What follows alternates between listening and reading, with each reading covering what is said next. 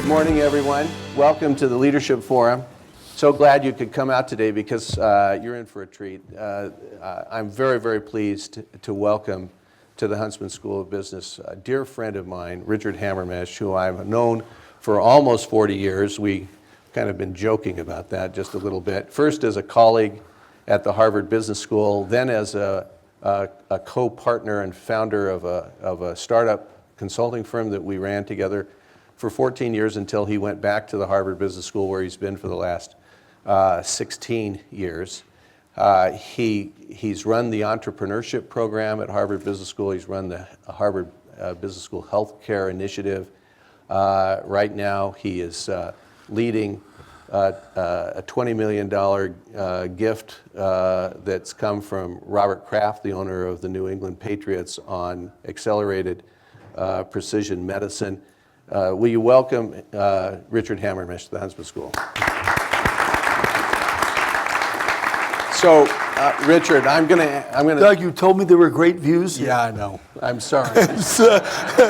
We should be having this meeting up at Beaver Mountain. And it would be better for all of us, for our health and also for our enjoyment. But come back on any of 340 other days of the year, and you will see the Rocky Mountains' most beautiful valley. But you'll have to take it. I'll have to come back. On my word.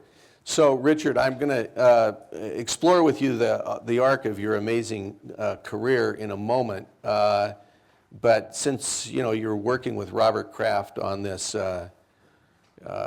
big initiative, and I just got to ask, who's going to win the Super Bowl on Sunday? So you start with the softball, yeah, right? I'm going to go with the softball. Look, I'm such a homer. I've been a season ticket holder for seats at the club level. Those are the red seats, if you ever see a game, since they built the stadium. And did not know the Krafts. But there are 2,500 of these seats on either side of the stadium. And when they built the stadium, now these franchises are worth billions of dollars, but at the time, they paid $180 million, which was unheard of in the early 90s. Anyway, myself and this other fellow who had been a student of mine signed up for these 4 club seats. You get to park close. There's a place to eat. If it's bad weather, you can watch from inside. You had to sign a 10-year contract and pay the first and last year. So the Krafts took those 5,000, the contracts for the 5,000 seats, went to the Bank of Boston, and that's how they borrowed the money to build the stadium. So they've always been, very appreciative. And we, that is me and my partner, for those 4 seats, we automatically get 2 Super Bowl seats at face value, so they don't give them to us. And I was telling Doug, my wife and I are going to meet up in Houston. We'll be at the game. And to answer your question, I think the Patriots will win by at least 2 touchdowns. 2 touchdowns. Okay, all right. How many of you agree? Now, what do I have no How many insight? of you agree with Richard Hamermesh? 2 touchdowns for the Patriots. Mostly, I want to. How many Falcon fans do we have? Yeah. All right. How many believe that the Atlanta will win? Okay. All right. You know what my main thing, and then we should talk careers and business and so on. When Belichick said at a news conference that they've studied all the film of Matt Ryan and he has no weaknesses, that was code for we figured out Matt Ryan's weaknesses. Now, okay. If it'll be as exciting as the game against Seattle, that'll be great. I was not at that game. Not so exciting as the Denver game. Okay. All right. So, Richard, let's talk. Now we've done the important stuff. Yeah. Right? Let's talk a little bit about your family. You're married to Lori, who is a wonderful artist, and you've been married for 45 years or something like that. 6. It's 46. Almost 47. You have 2 children, Molly and Josh. Right. 4 grandchildren. Yes. Okay. Tell us a little bit about your family.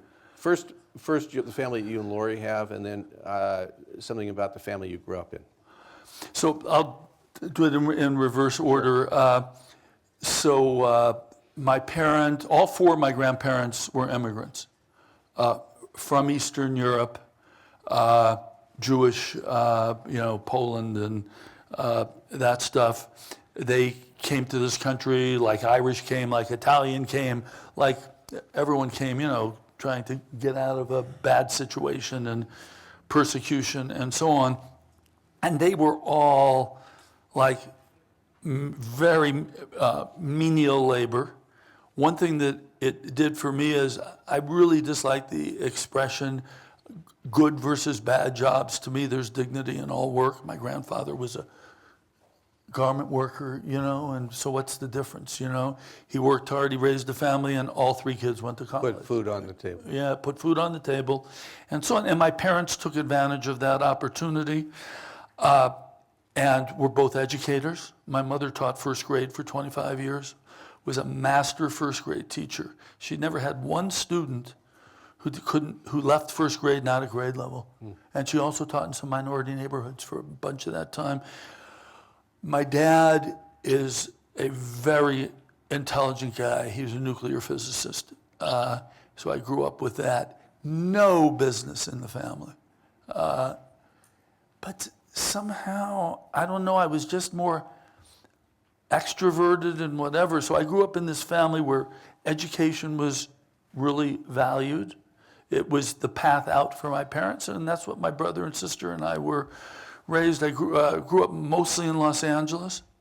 I was born at the same hospital in Altadena, California, that one of Doug's brothers was born at. But, it was just like study. I also should say it was very liberal values in the sense that my parents, they're part of that generation that Tom Brokaw has written about that suffered through the Depression, and I mean suffered. Greatest generation. And then through World War II, my dad had he's one of 4 brothers, had 2 brothers on the battlefront. My dad did work for the War Department. So, that generation went through a lot, but then they had the great opportunity of what happened in this country thereafter. So, I don't know if that adequately answers it. I don't think, when I first found out that I was an undergrad at Cal Berkeley, and I was a math and computer science major. This is in the 60s. So I say those 2 double major, like math is wonderful because math is always true. The sum of the squares of the right triangle will always be the square of the hypotenuse. That's been proven forever. My computer science part of the training is so obsolete, of what I did. But somewhere along the line, I found out that there was a degree called an MBA. And I never heard of it Berkeley before. didn't have an undergraduate business. They had an undergraduate business school for the last 2 years, but it wasn't what I did. Anyway, it was long-winded, I apologize. Just back a little bit on that. Your dad was actually a professor at UCLA, right? Absolutely. Graduate yes, degree yes, from he's Caltech. emeritus at UCLA. He's turned 97 Christmas Day. Still living. Still living. Still has all of his mental facilities. You want to FaceTime him now? No. That's fine. I'm sure, what time is it? Yeah, he's back from breakfast. My mom passed about 12, 13 years ago. So you grew up in Westwood. In Westwood. And went to University High School in Westwood. In Westwood and graduated, and this is going to be very meaningful to these kids, in 1965. How long ago was that? Please. I had my 50th high school reunion last year. There you go. There you go. And why? So it's amazing. Why Berkeley? Why did you choose Berkeley? And then tell us about Laura. First of all, it was a great school. It cost $120 a quarter to go, tuition. And then the other part of it is I didn't get into the other schools I applied to. I have to be. My parents said they would only pay for a private school tuition if I could get into Harvard or Stanford. And I couldn't. I didn't. Yeah. Which there is a little theme in that because, and you all are young people, not everything's going to break your way, right? But so what? You move on. And you meet the love of your life. I wouldn't have met Lori had I not gone there. And that was the main thing I got out of college, I guess. And then you move on. Anyway, so yes, that's. And Berkeley was a great school. What was it that Lori saw in you? Beats me. Whatever. Who knows? And so, I would say this, and it's funny, I'm writing my memoirs now, I've told Doug this, and I'm not writing them for, Harper and Row or anything. For Bestseller. Not going to be self-published for the grandkids. And I haven't written all the chapters. And I do want to write one about love and marriage, although I've come to, over the years, understand that it's really hard to predict what relationships will work out. But I will say this about me and my wife. From the very first date, we laughed all the time.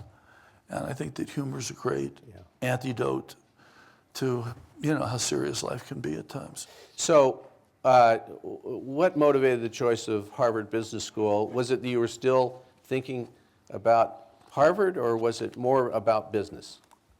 I knew all I knew was, it's a quick story. So I was working as a computer programmer for one of the defense firms in Los Angeles, a lot of defense businesses there. And every Tuesday morning, this was TRW Systems, they wanted us to stay on after a summer internship. So they would have department heads from around the company speak. And they'd give their lectures on this, that, and the other thing, and then you were supposed to pick where you wanted to work. And one gentleman worked outside the president of the company's office in operations research. And it was the first talk I heard that I found interesting. So I went up to him after, and I said, well, what degree did you get to do this? He said, I have an MBA. I said, well, where from? And he said, Stanford. So that night, I asked my dad about it, and I thought that, because he was such a scientist guy, I said, Dad, is an MBA a good degree? And I was expecting to have him, turn his nose up because he lived inside the atom, And he said, that would be great for you. And I said, well, I met this guy, and he gave a great talk, and he said he went to Stanford Business School. And my dad said, Harvard and Wharton are better. It's like, so I applied, and I was lucky enough to get in. What was it like being a student there at that time? Well, I was 21 years, it's unheard of now, I was 21 years old. I was off the Berkeley campus. I always say I was at Berkeley in the 60s, and I will not answer other questions about that experience. But literally, my hair was down to here. I'm just telling you the truth. And I didn't know this, but you wore coat and ties to class then, as the students. At Harvard Business. At Harvard Business School. And I didn't bring a coat and tie. And I went in the first day, jeans and a work shirt. Sandals. Like you guys look, very respectable, but, none of this stuff. Sandals, of course. After the first class, there were 3 classes a day, case method, and they cold call. I was cold called 5 consecutive classes. But I have a very close friend who you know from when you lived in Boston, Joe O'Donnell, who was in the section. And, and I held my own, and I loved it. I mean, it's interesting, and I know it's not here, and I've been so impressed with this building and the facilities that you put together in the program, your deans and everyone's put here. And Cal Berkeley was a great school, but, there were lecture halls of 400, 500 people. That's how you learned. And suddenly there's like the rooms you have, with the rounded tiered classrooms, and you can talk to each other. I thought it was the greatest thing. I guess I am an extrovert by nature, so it worked for me. It took me a while to figure out where I would land in business, but so what did you do right after? So I worked for a big company, Federated Department Stores in Cincinnati. And I have to be honest, I did not enjoy it. It was in strategic planning. I've always been, I developed this interest in strategy. But big companies aren't for me, and I realized that. And I faced this issue of what am I going to do now? And it came to me that maybe I'd like to teach. So I went back and did a doctorate. I fully expected that afterward I would end up at a place here or whatever. Back in the West, maybe? Yeah, and I had an offer from Michigan, which would have been, we were talking about Kathy that last night, that it would have been great to be in Ann Arbor, and then this offer from Harvard came through, and I took it. To join the faculty. And I should Before just- you do that, Go on. So one of the things that many of the students don't know is that when you're doing a doctorate, before you're admitted to doing the dissertation and writing the dissertation, you have oral exams. And you're examined comprehensively on the field that you're interested in. Yeah. And you had some interesting people on your committee, including a guy by the name of Ken Andrews, who was very famous in the area. White hair, wrote strategy. corporate strategy. Yeah. But Andrew, one of your fields was leadership, as I recall. Right. And Andrews, as I remember, who happened to be, interesting. Well, you can tell the story, but let me just ask you, what question did he ask you? So, you have to read all the articles and all these books, and you cram and you're crazy. And because if you don't pass it, you're out of the you don't move on to the thesis. So I had done that, and we were maybe like 2/3 of the way through, and it was pretty clear I was going to pass the exam, So he says to me, God, you really read all this stuff, He said, is there anything that you learned here that Moses or Jesus hadn't already figured out that isn't in the Bible?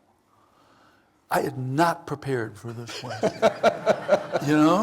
And what would you, ask yourself, how would you answer that question, Let's ask this audience. How would you answer that question? Who wants to answer that question? So he's read all the literature on leadership. And here's this universalist. He was a universalist? Yeah, universalist. You know what universalists are? Tell them what universalists are. Well, they're sort of like, they embrace they believe everything. And they're the ones like, these minimalist New England churches. That's what they have, It's a community. It's a community. Yeah. And really they do Bible study, Old and New Testament, but a lot of work in the community. All right. So he's putting to you this question. Moses for the Jewish heritage. Jesus, whatever. He doesn't know what I am. Okay. Yeah. All right. So how would you guys answer this question? Is there anything in the literature of leadership that Moses and Jesus hadn't figured out? Who wants to answer that question? If you we'll give you a doctorate if you go on and get a doctorate at Harvard. It's This is the opportunity for audience participation. Yes. please. I would probably just say from my experience with reading the material that I would research anything different that wasn't illustrated in some way, shape, or form by their teaching, for example. Okay. That's what I said. What did you say?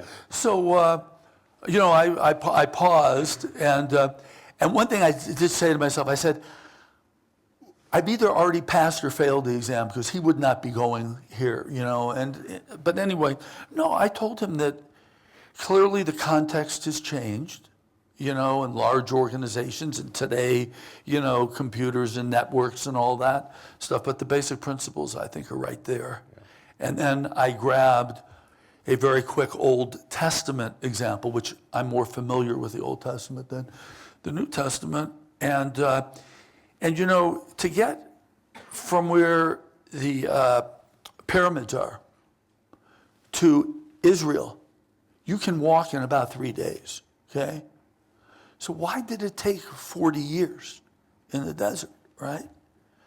And I said, because Moses knew that they were going to have to win some battles, that he needed a cultural shift, and he couldn't, with the people he had, convert them from a slave mentality to an aggressive mentality.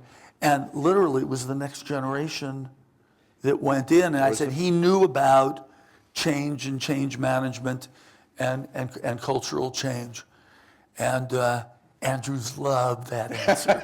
It was, and I breathed a big sigh of relief. And by the way, there are lots of examples you can give like that. Yeah. And of course, there wasn't such a thing as large organization and so on. But even, and you have this in your church too, Doug, that Moses's father-in-law, who by the way was not Jewish, Moses' wife was not Jewish. She was a black woman, okay? Midian or something. Maybe in something, dark skin, I don't know, whatever, told him at some point that he was working too hard and that he needed to have judges and all these, build an administration. Delegation. Build an administration and delegate. Yeah, Jethro did that. Jethro did Yeah, this. yeah, Thank you. Yeah. So, it's a timeless message Yeah. and very relevant today. Stephen But Covey. it's interesting because like when you teach, you have to teach the latest material and so on. But I mean, some of the basic principles will always be. Well, that's the the point I same. was going to Go make. ahead, I'm sorry. Stephen Covey, who was our first John M. Huntsman presidential professor here and was on our faculty for the last 2.5 years of his life, used to say that we're technological giants and we're moral midgets. Yeah, I think that's true. So. I think that's What did you do after? Okay, so you were on Harvard So I'm Business on School Harvard faculty. Business School faculty, minding my business, and I got slowly introduced to the world of consulting. Like I say, I grew up very middle class background. My parents had the two incomes, which was unusual then. But I started getting entrepreneurial ideas. And when I left the business school after about 10 years, I formed this firm with you and some other partners. But at our second or third meeting, and look at, this is back to Bible, you have to be completely transparent, particularly in a partnership. Right. And I told the group that I was going to put 2/3 of my time into that business, but 1/3 of my time was going to be entrepreneurial pursuits. You actually said you would not be gone more than 10 days a night. 10 nights a month, exactly right. I would do these other things, exactly. And by the way, you told us that you would come back to Utah. Yeah, same conversation. Same conversation. 2 years and I'm going to. And because you just, openness is really, it just takes away all the barriers and puts it all out there. So I knew, it's interesting, I was always more MBA identified than PhD identified. Mm-hmm. So, and then I was fortunate enough over those 15 years to probably be involved in 20, 25 startups, as a board member investor. Tell us about the greatest hits. Okay, greatest hits. BE Aerospace, BEAV on NASDAQ. I have no inside information now. This was a $3 million acquisition. When you're on an airplane, you know that little thing here that stations 1 through 12 in volume you can do? You know those things? Anyway, they're called passenger control units, PCUs in the business. So we acquired number 3. The third largest company. Third largest company. But we knew all along that the behind the cockpit was totally fragmented. 15 seat suppliers, 15 galley suppliers, labs by 12. So we felt there was an opportunity to consolidate them and to go to Delta and say, we'll do the whole back of your aircraft. So we started with that company. We then bought number 2. It was a division of a conglomerate that we knew they would spin out. But we had this larger vision. I can go through the whole And now sequence. are you number 2 or number 1 now? The company's, if you guys look it up, BEAV, $6 billion market cap, $3 billion in sales. And it's been 29 years. And we're being sold to Rockwell Collins literally as we speak. But that sort of, and it's also like an example just on business things of really sort of believing in the strategy, because the airline business is inherently cyclical. And for example, after 9/11, people forget that not only did you have 9/11 that made people reluctant to fly, but that spring there was something called the SARS epidemic, which was one of these crazy viruses in China. So we lost money for 8-9 quarters. But we had loaded up on debt and equity prior to that when the stock was high. And we knew if we were hurting, the people we wanted to buy were hurting more. So we bought companies during the down, buy low, sell high. That's not in the Bible, but it's like It should be. It's you didn't have to hear me. I didn't have to come here to tell you that one. But it can take guts to buy while you're losing money and go forward. But I remember telling people, and when I didn't have inside information, they'd ask me, "What about the company?" And I would always say the same thing. Are people going to quit flying? I mean, are they going to close down the airport? I remember at the time, because I owned the stock, that it went from 20-something down to like 1 or 2? 3. 3, okay. Yeah, that was the time to buy. Yeah. I have to say I didn't sell, but I didn't buy a whole lot either. Until it got back up to 7. Yeah, no, that's right. But it's sort of, that's sort of one What about greatest. tell us about- Well, look, this was totally long story, but I knew Doug mentioned all this healthcare stuff, which has become really the center of my career over the last 20 years. I had never done anything in healthcare. I met an entrepreneur by doing a case study named Hans-Jörg Wyss. Wyss, it actually is W-Y-S-S, Swiss. And this is a company that makes the plates and screws for long bone fractures. So if any of you have had a bad fracture, they do surgery. So we make all that equipment. Yeah, titanium, all bio, compatible stuff, and very sophisticated stuff. How did you meet Hans-Jörg? And this is like this theory, something I love to share with the young people who come in my office. You plan your life and you plan your career, but at some point serendipitous things happen. And sort of being open to them is like really important. So the story is that my department chair came to the office and said, there's this guy, he's got this small company, it's part of a Swiss company, they're coming to the US, they've been losing money, he thinks they turned the corner and says it will make a great case study. And he said, oh, by the way, I already sent him to one of your colleagues in the marketing department because we thought it was a marketing case. And he talked to this guy and he says there's no case here, okay? And Richard, you talked to him, and if you told me there's no case here, we won't do it. But I know him, he had been a student of this gentleman, Hugo, who you knew. And he said, he's a good guy, talk to him.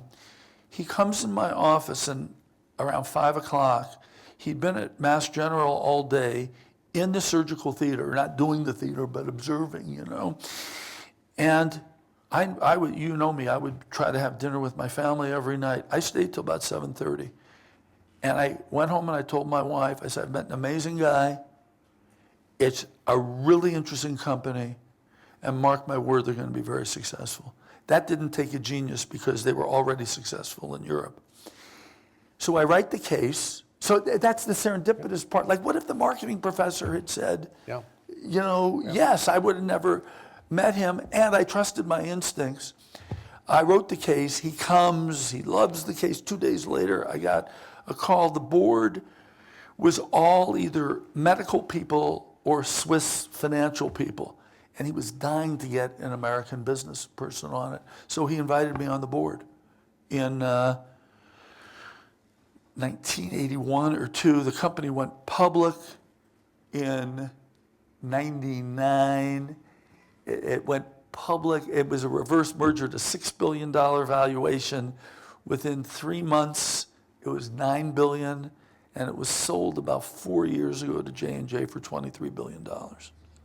During some period of that, you also were the non-executive Yeah, chairman. so we started, and so the main company was like, long bone fractures, and we started doing spine surgery. And he was getting tired of working so hard. So I became like the chairman of that company, and I had a CEO. But I was, by 10 days, I was probably 4 or 5 a month in Philadelphia where that company was. And Hans-Jörg is a billionaire now. Many times over. Does a lot, by the way. Big philanthropist. Huge philanthropist in a lot of ways. And he likes Utah. Southern Utah. Yeah. Big conservationist. but also pushing medical technologies forward. Yeah. Has only one child, so So, Hans, you can only spoil one kid so much, you know. And So interesting about how you met Hans Jörg. But tell us, go back, redial. How did you get into BE Aerospace? so this, you know, you all get to know each other and you form relationships. And one of my really close friends in my section, one of those who 2 days after the first day quit wearing a coat and tie, was a guy named Joe O'Donnell. Now, you can probably tell I'm pretty good quantitatively, given the background, my father and things. Joe's father was a police officer in the town of Everett. Everett being a crusty Boston, you know, working class. Obviously Irish. Obviously Irish. His mother was Italian. Joe's father never made $10,000 in his life. He never made a 5-figure income. But Joe, even though he wasn't quantitatively, had so much emotional intelligence. And whenever we would do a human resources case or a leadership case, he would nail it, you know, and you just want to listen. Long story short, he became an entrepreneur. His son was your oldest classmate in Belmont, Massachusetts. Doug became an entrepreneur, and I saw him when I was leaving HBS, and I told him I want to do entrepreneurial things. And he said he knows a guy who's going to do a series of startups, and he thinks, and he'd like to get me involved. I said, that would be great. And I said, well, what's the minimum investment? It was several-fold what I could afford. I'd been an academic. Joe said, I'm going to call this guy. His name is Ayman. Lebanese Christian background. Ayman Corey, I tease him that the Corey is really one of the lost tribes of Israel. He doesn't laugh so hard when I say it, but anyway, and he said, I'm going to tell him 2 things. 1, to let you invest less than the minimum, and 2, to put you on the board. I said, why on the board? He said, Richard, because when we were in school, in class, you always read the materials, all the cases. I know you'll be prepared and really help these companies be successful. And Ayman Corey was the founder of BE Aerospace. And we've done a number of companies. And 29, 30 years 29, 30. later. But just so you understand, like on entrepreneurship, and I know a lot of your students, Yeah. I saw the Center Yeah. for Entrepreneurship. I mean, I don't want anyone to get the impression like I've got some Midas touch. The third company we started, the second one was also successful. We got out of it, not real successful. Made shoe trees. You guys even know what shoe trees are? You know, those cedar things you put in?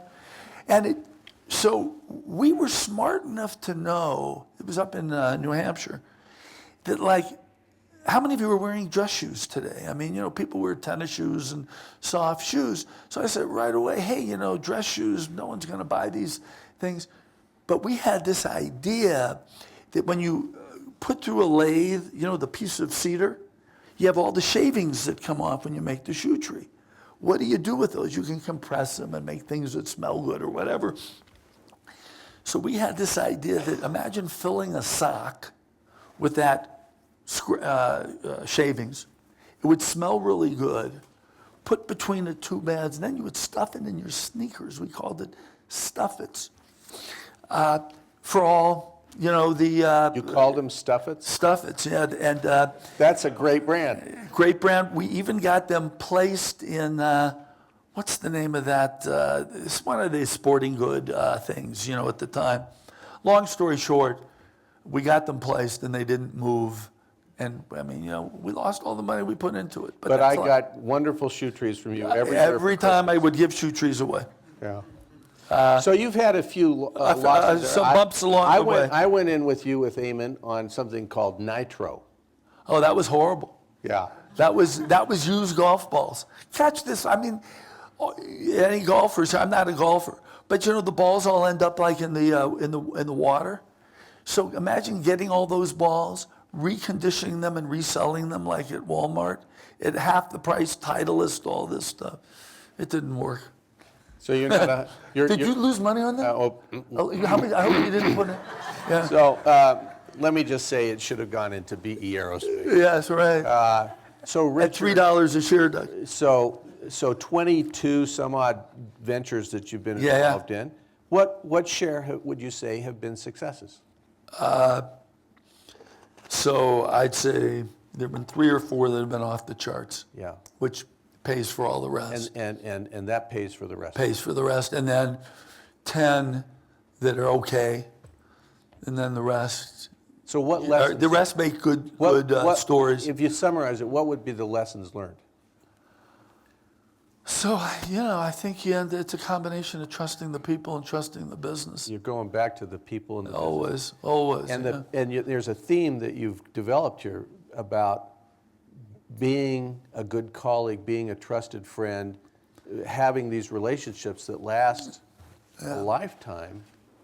It's interesting, like some people in the venture community, and you're learning this here, will negotiate every last nickel in a deal. And to me, and what their share is and their percentage of it. And I don't want to sort of minimize that can be important. But what's more important is how much value you create. If you have a big enough numerator, this is the case with me and Cynthia's. I had a tiny piece of that sliver, but the pie was so large that, Anything with a B and I on always it. tell my students, with a B on it, you can have a number, it can be a few zeros. Yeah. And still quite meaningful Yeah. for a guy like me. I mean, maybe not if you're whatever, but, so I really do believe this. I think people who are 5% more generous in their dealings end up probably twice as happy. Yeah. That I think getting that last 5%, Forget about it. it takes something out of you, both work-wise, but I think it also takes away some of your humanity. So, Richard, you had a theme when we were partners. Yeah. You called it the Mensch test. Yeah. Talk about the Mensch So, many of you have done missions, so you learned other languages. And I think each language has a few words in it. colloquialism. Yeah, colloquialisms that aren't in any other language and don't quite. Anyway, Mensch is a Yiddish word. It's actually from the German Mensch. Person. Yeah. But what it means is someone you can trust, who you can take home to dinner with your family and your kids would meet. And, and so I've always looked for as a person, a Mensch, someone who you can trust. And we had that in the firm. It was a test for a partnership. Yeah, and is it someone who in a situation that you're negotiating, if it's with them, understands that they could be in your shoes sometime in the future, and you got to look at it from both times and strike a fair deal? I would say this, though, again, young people,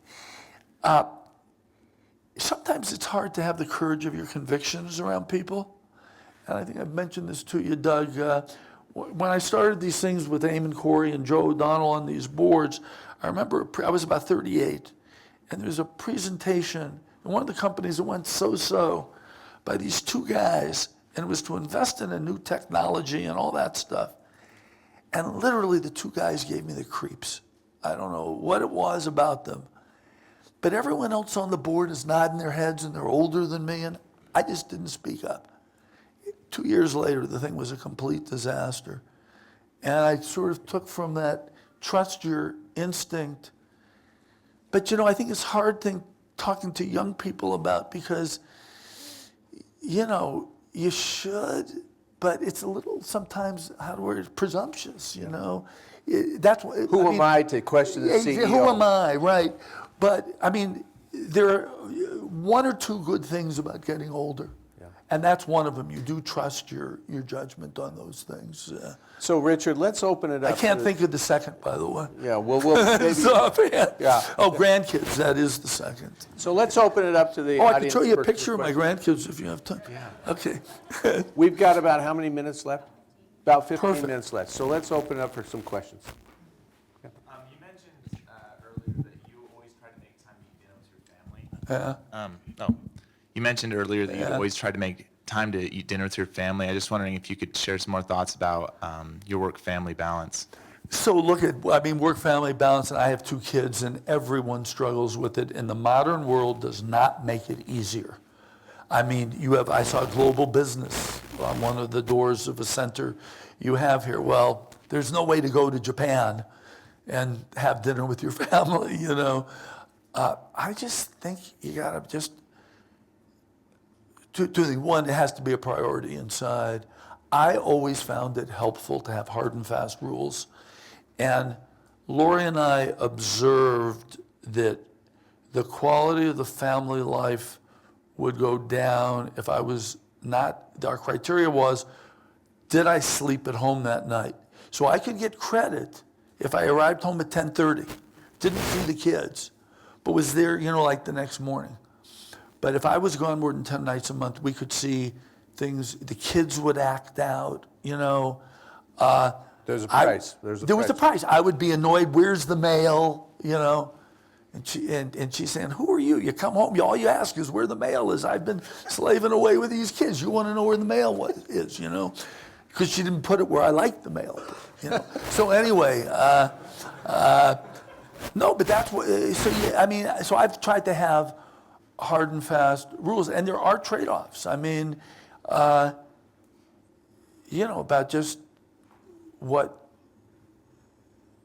you know, there can be an economic price to pay for it, but the most important word in terms of money to me is the word enough. And some people are driven always for more, and that's fine. That's who they are. To me, you know, you reach a point, and Doug knows this. My son was a college basketball player, Division III, but he was quite good, and he actually played professionally for a year in Israel. His senior year, I only missed 1 game.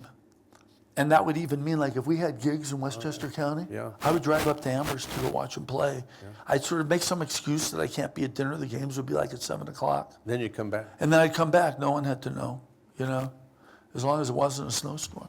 But those things come by once in life, and, you know, and so, but it's tough. And my kids have struggled with it, and I don't claim to. But I do, you know, like having a few stakes in the ground positions make it easy. It's always made it easier for me. Other questions, please.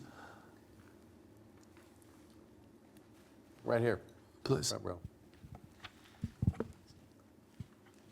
So you talked a little bit about Munich and trusting people. Are there certain things that you look for specifically in people, characteristics that you try to see if they have before making a deal with them? You know, there's a certain openness, a little bit of, do they have some self-deprecating humor? You know, that they're not so full of themselves, you know? The intelligence part's the easiest. I think you can sort of size up over a few meetings. Is this a strategic person, a management person, you know? But basically, can you trust them? And that's a really tough question, you know? And again, I think it does come more with age. But look, you must have this in your own experience, right? And I'm sure and all the students here are great. But when you look around the room or you think of your class, I bet you think of sort of who you could partner with. And I'm sure there aren't many, but there may be, even at this great university, one or two who say, geez, you know, I wouldn't really want to, they're not my type, you know. So I don't know, but it's really important. I think it's really important who you associate with. Like, what's more important than that? And look at how much trouble people get in for associating with the wrong people, you know. There've been, anyway, I'll stop there at that one. Dr. Hamermesh, thank you. Thank you. All the questions that are coming from the front, people in the back need to jump on it. Sure, please. So you've seen business develop, you know, since you finished up in the 60s all the way up until now. Obviously, things Yeah. right now are very, very quick, fast-paced at the moment. Things are changing, technology's changing, automation is on the rise, and a lot of these kind of mid-level jobs are starting to disappear. I guess I would just like to see your perception on, and kind of show in today's growing automated economy to kind of see how we can get a leg up from an entrepreneurial focus? Good question. Look, I think one has to know technology. You have to know something about computers. And I recently went on the board of a startup where I worked, this is trusting the person. It's in big data, artificial intelligence. I know about that much about that, but I knew I had to learn about it. And he invited me on the board, so why not, But I guess it's just I'm just an optimist. I think you start somewhere and take the path. I think you can't be afraid to learn new things and to go into new areas. I got into healthcare totally by accident, and I started on the easiest part, medical devices, because that's all mechanics. That's the simplest. But there was something else. It was something else that got your interest in healthcare. Well, I was going to say, yeah. So anyway, I was doing that, and I had gone in operating rooms, and so I knew that. A little known fact, but I had Hodgkin's lymphoma when I was 46. So that's sort of a telling experience. Finding the oncology ward of a local hospital can be a bit dissettling. And I was very fortunate. It was caught very early. I didn't need systemic chemotherapy. They did radiation from here to here. It's why I have a chronic dry throat. I'm always drinking water. But, and you do make some pledges to yourself after an experience like that. But obviously, it's some 20-some years later. I'm extremely fortunate about this. But in any case, shortly thereafter, I know the Human Genome Project was going on. The genome was sequenced in year 2. And something about it, I just knew it was important. And any of you read any Malcolm Gladwell? It requires 10,000 hours of work to become an expert.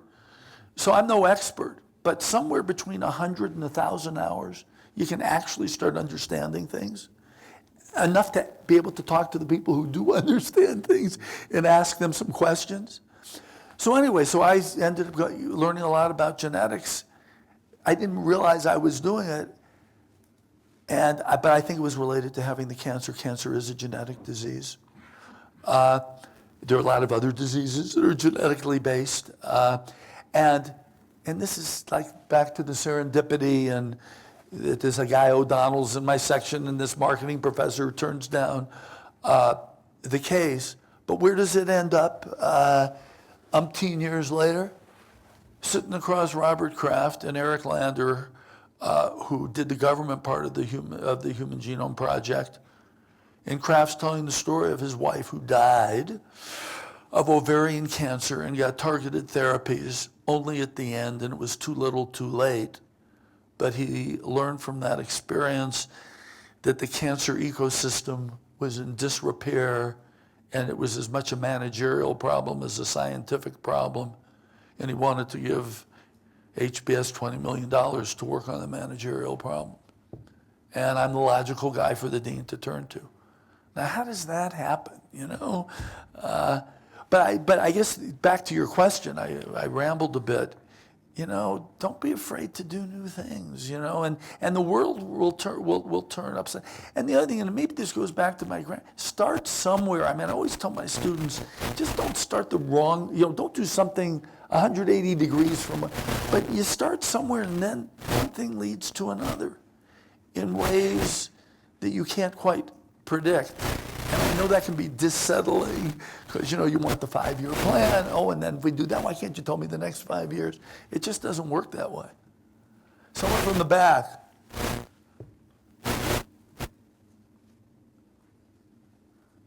Oh, good.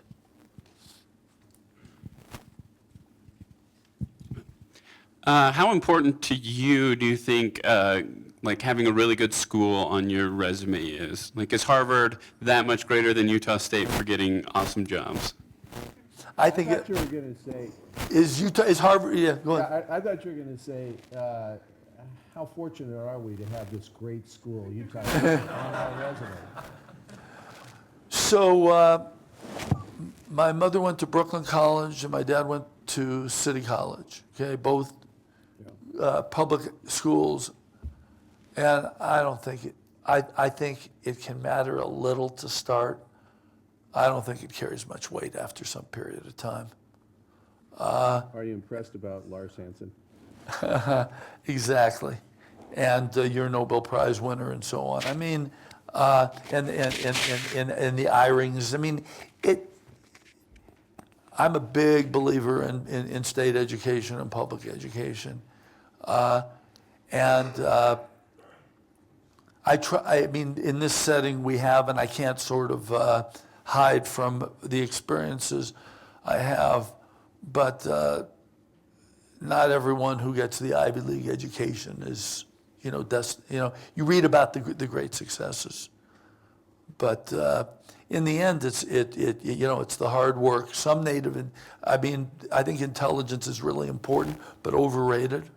Again, you have to be smart enough, but unless you're going to really be a quant, I mean, I don't think it's the hard I'm going work. to challenge you just slightly. Go on, Richard. okay.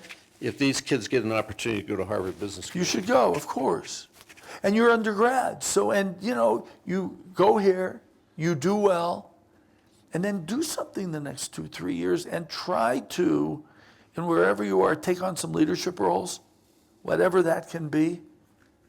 And then, yes, I mean, and we have, I bet of our MBA students, maybe half are sort of Ivy League or Ivy League equivalents, and the rest are from all over, And certainly, I mean, the Indians are, which we have a large, are from their public system, Yeah. They don't have, outside of the U.S., you don't have all these private universities. Anyone else? Please. I'll get you, and then I think we'll probably be out of time. Go ahead. So it seems like based on the conversation, success is a function of hard work and intelligence in addition to opportunity and circumstance and relationships. In your own life, what strategically have you done to provide the most opportunities for relationships and success opportunity in relationship to intelligence and hard work? It's such a good question. So I think one can consciously network, but now this sort of gets to sort of my almost Zen phenomenon. Like when the family, I have like this aw shucks attitude. Oh, I met this guy and this person, and if I hadn't, and my daughter, who of the two children, she's the second, is much less respectful than my son is. Plain spoken. Plain spoken. She'll say, Dad, you're full of it. If you hadn't met this person, you would have met that person, because that's who you are. And you're attracted to them and they're attracted to you. So I think if you're, genuine with yourself and how you present yourself, it does happen. And you open yourself up to the situations, And I do think networking is important. I was fortunate that networking sort of happened for me, It sounds like Polonius in Hamlet, to thine own Right. self be true. Exactly. Yeah, I think if you present yours, by the way, just interesting, after I worked 2 years for Federated Department Stores in Cincinnati, and I decided to go back to get a doctorate, I had 3 entrepreneurial opportunities, none of which I had thought of. But people came to me who I had met in different things. And in that regard, my daughter was right. Why did this happen? I mean, there must have been some vibe. And back there, because You talked earlier about advice you like to give to people who come into your office about recognizing opportunities. Yeah. Just wanted to ask how it is that you advise them in recognizing those opportunities when they pop up in your life. How I advise them, or how I've do it in my own life. Just the advice that you give. I just think when you can't shy away from the unexpected. The most common calls I'll get from students who graduated is they've been working in a mid-sized to larger company, and something's popped up entrepreneurial for them. What do? And I mean, in my view, is really strong on this. That as long as the opportunity sort of can pass a few basic business tests, go for it. Because, that's going to set you off in a whole other path. And I'm just going to close one quick other story. Our closest friends, okay, 3 kids. He's a physician. I find physicians very conservative. The youngest is outstanding, undergrad at Yale, lacrosse team captain, in an a cappella group. One of these, like, where did this kid come from, okay? He's deferred admit to Harvard Business School to come 2 years later. He works for a global company, long story, in South Africa. Anyway, he gets the idea. When in South Africa, he sees how they bypass the landline phones. They go right to the cell. So the cell phone technology is way ahead of the U.S. Okay, this is around the year 2000. He comes back and he says, mobile ordering from restaurants and Starbucks and so on and Dunkin' Donuts, where all these places is going to be the way people order. That's how they're already doing it. He started a company called Online Ordering, okay? Olo. They're the Intel of all the apps. So anyway, 2 years come up. He got an extension, 3 years. He's supposed to go get his MBA, okay? He just raised venture funding. And the venture capitalists say, if you don't stay, the money doesn't come. You know this.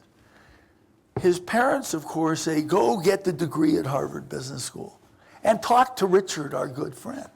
What do you think I told him? Please.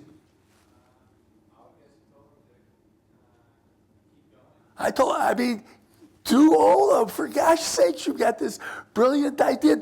If it fails, they'll admit you because you got a good story, and they'll think they can improve you. And if it's successful, you'll be able to the rest of your life say, I turned down Harvard Business School. Anyway, long story short, it is the Intel of online ordering, and their last valuation, it's still private, was about $300 million, and the investors let them take money off the table.